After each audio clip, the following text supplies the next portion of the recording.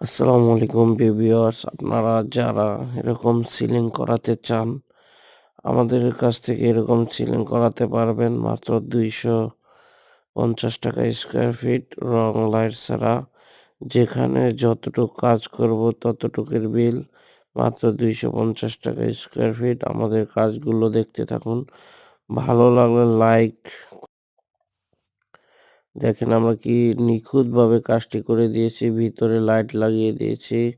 এই যে দেখেন একটা গ্যাপে এরকম আ গ্যাপ করে জালি কাটিং করে দিয়েছি। ভিতরে ফিতা লাইট।